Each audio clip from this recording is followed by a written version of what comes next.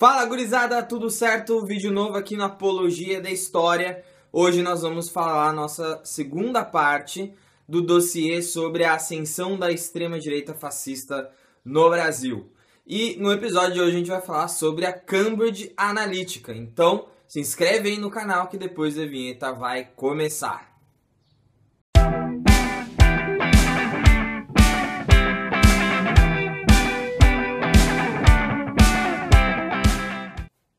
Então, antes de começar o episódio de hoje, que a gente vai falar sobre a Cambridge Analytica, eu queria deixar a indicação, e vou deixar aqui embaixo na descrição, o link para o vídeo que tem sobre isso no canal do Slow, que tem 30 minutos, está super completo, super interessante, bem completo mesmo. Então, eu sugiro que vocês vão lá primeiro, deem uma olhada no vídeo dele, deem essa moral pra ele, porque o vídeo está excelente, e depois venham pra cá ver, ok?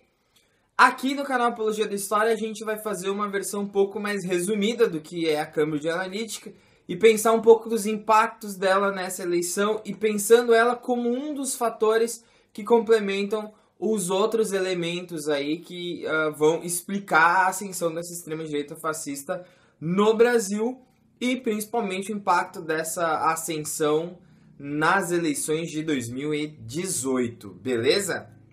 Bom, a Cambridge Analytica tem origem lá na Medallion Funds, que é uma empresa que vai se especializar em operações financeiras para o mercado de ações e vai se especializar principalmente na questão da inteligência artificial para prever movimentações do mercado.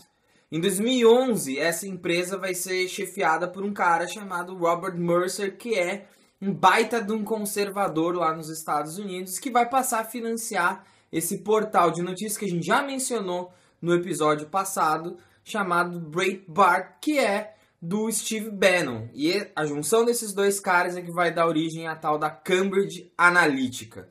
O que é a Cambridge Analytica? Vai ser uma empresa que vai se destinar a, através de novas estratégias, que até então a gente não tinha conhecimento, para tentar manipular a forma, a percepção que as pessoas entendem o seu voto, radicalizar algumas dessas pessoas e tentar fazer com que elas votem cada vez mais nos candidatos da extrema-direita, que são identificados com o que a gente chamou de alt-right lá no vídeo passado.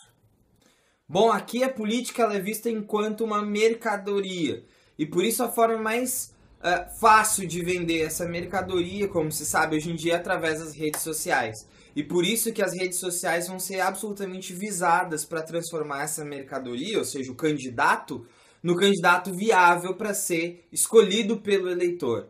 E aí a maneira como isso vai ser feita vai ser nas plataformas das redes sociais.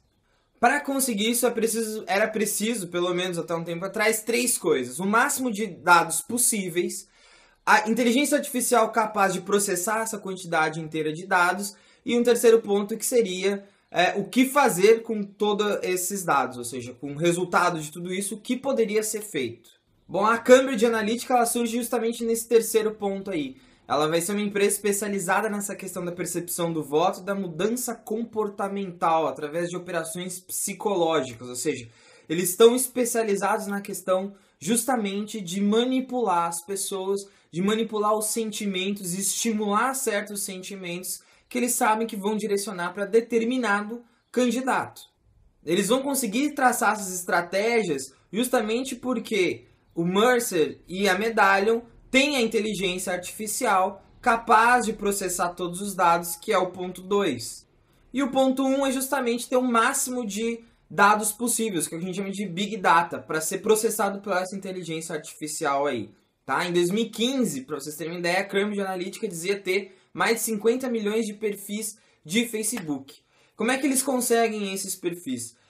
De várias maneiras. Uma delas é através desses testes, quando a gente quer saber, por exemplo, que personagem do Game of Thrones eu sou, a gente está vinculando isso à nossa conta de Facebook e essas microempresas vão passando esses dados, vão vendendo esses dados que você fornece de bom grado, sem ler quando você autoriza esse tipo de coisa, justamente para empresas como a Cambridge Analytica. E a outra forma é através, entre outras formas também, de hack. Simplesmente eles vão roubar dados de contas de Facebook justamente para traçar um perfil dos eleitores. E não é só um perfil político, mas é um perfil completo mesmo, que você come, onde é que você vai, que tipo de filme que você gosta. E a partir disso eles vão estabelecendo vários perfis de eleitores, e eles vão conseguir direcionar a mercadoria correta, ou seja, o candidato político para você, e tentar te influenciar, sabendo como fazê-lo, para você se direcionar àquele candidato lá. Então, a Cambridge Analytica vai se especializar em transformar pessoas que antes eram conservadoras moderadas, estimulando o medo nelas, fazendo campanhas absolutamente agressivas, constantes, volumosas, que depois vai desembocar lá no firehosing, que a gente vai ver no próximo vídeo, que é justamente essa ideia de incitar, né, o pânico e o terror para fazer essa pessoa se radicalizar e acabar votando num candidato mais na extrema direita, ou seja, mais alinhado às ideias do alt-right aí.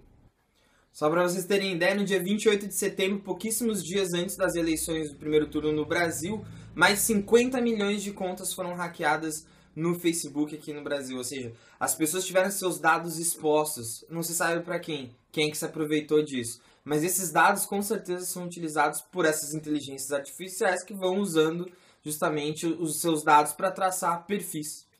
Isso quando você não dá de bom grado fazendo esses quiz, BuzzFeed, etc e tal. Bom, o que a Cambridge Analytica tem a ver com as eleições no Brasil e com a ascensão da extrema-direita fascista no Brasil?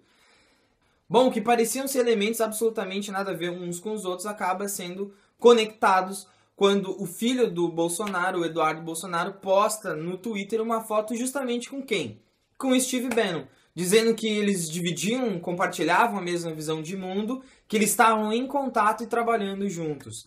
Então isso deixa entender que de alguma maneira o Steve Bannon já havia declarado muito interesse e participou de campanhas no mundo inteiro de olhar o Brasil com certa importância. O Eduardo Bolsonaro chegou inclusive a dizer que os dois estavam juntando forças na luta contra o marxismo cultural, tal qual os preceitos nazistas da década de 30. Bom, então a Cambridge Analytica não se sabe ao certo qual a influência dela no processo político das eleições de 2018 ou nesses últimos anos da ascensão da extrema-direita fascista no Brasil. Mas óbvio que é muito difícil imaginar o Brasil na geopolítica mundial sendo visto como algo menor. O Brasil guinando à direita iria fazer com que praticamente influenciasse todo o continente, pelo menos toda a América do Sul, a fazer o mesmo caminho.